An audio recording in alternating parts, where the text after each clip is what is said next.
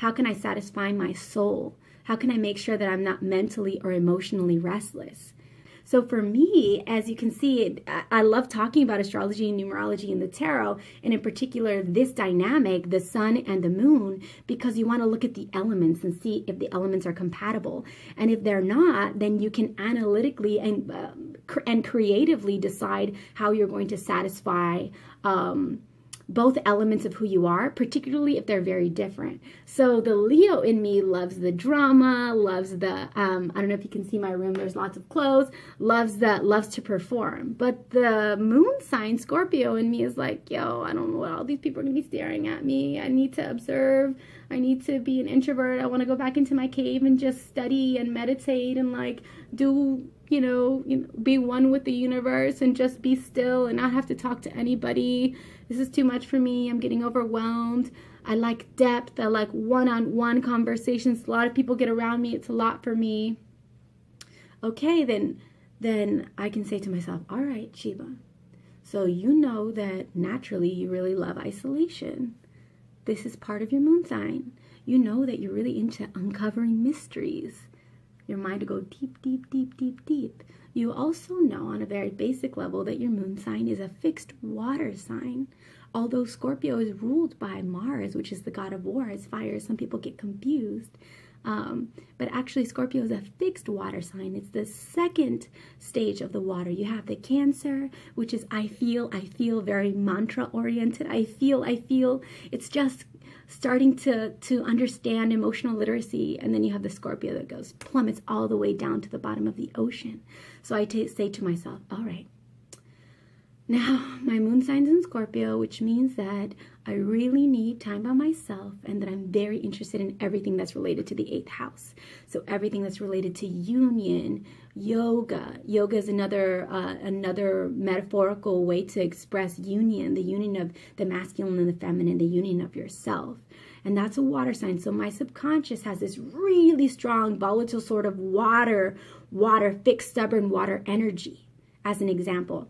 And then my sun sign is the Leo. So that's very fiery, very lighthearted, very creative, and developing the confidence to be okay with creative self-expression, developing the courage to go out there on stage and not analyze the audience and not analyze the situation, just to offer what it is that I have. Cultivating joy, cultivating prosperity, cultivating abundance, cultivating trust. And so I had a major conflict for a long time. Sometimes people would meet me and they'd be like, oh, Sheba, she's so social. She's so this, she's so that. Well, yeah, that's a layer of who I am. But then when I go deeper, my moon sign, like I remember even a girlfriend of mine told me, she was like, okay, when I first met you, like I thought you were like very extroverted and social and so on and so forth. And then I noticed that whenever we go out together, if there's a lot of energy in a room, you'll leave.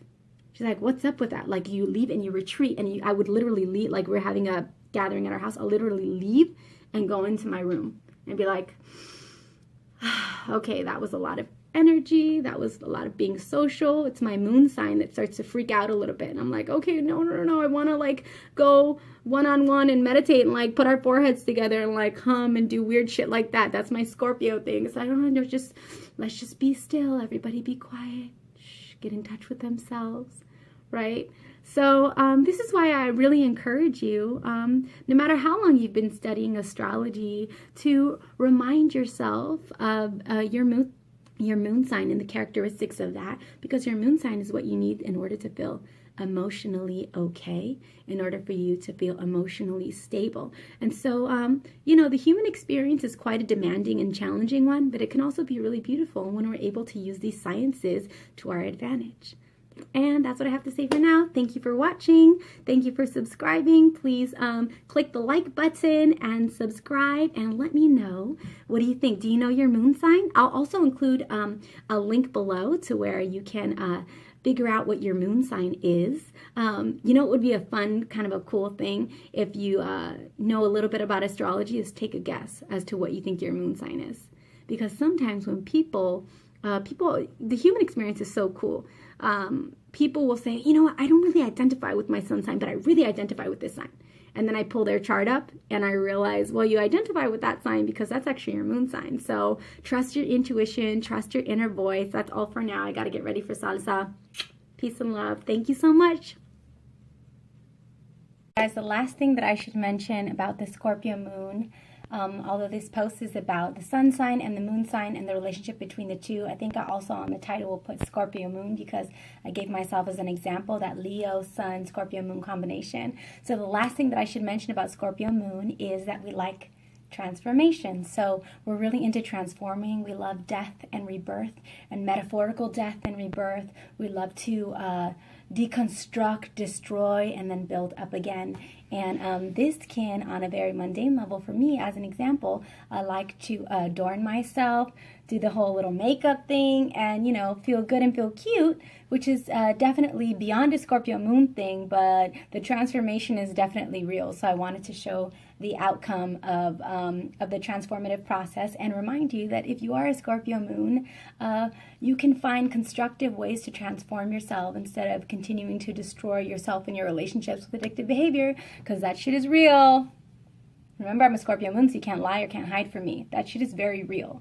You, as a Scorpio moon, you have this emotionally intense energy, and you have this like guttural little, te gusta, you like to pick at things. You have this guttural little urge, this little tick, this little compulsion to destroy things. And I did that a great majority of my life, which got me into depression, eating disorders, self-destructive behavior, negative thinking, so on and so forth.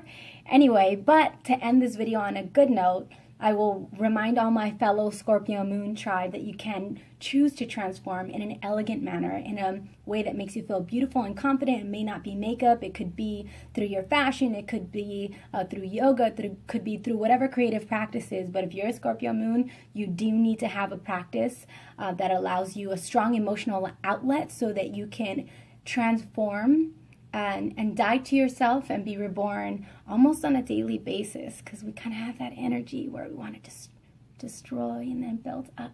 So happy transforming. Subscribe to my Instagram, @SHEBAHSATURN. I'll give you love and light from one Scorpio moon to another. I know what it's like. I'll give you love and light. Transform your intensity into positivity. Peace.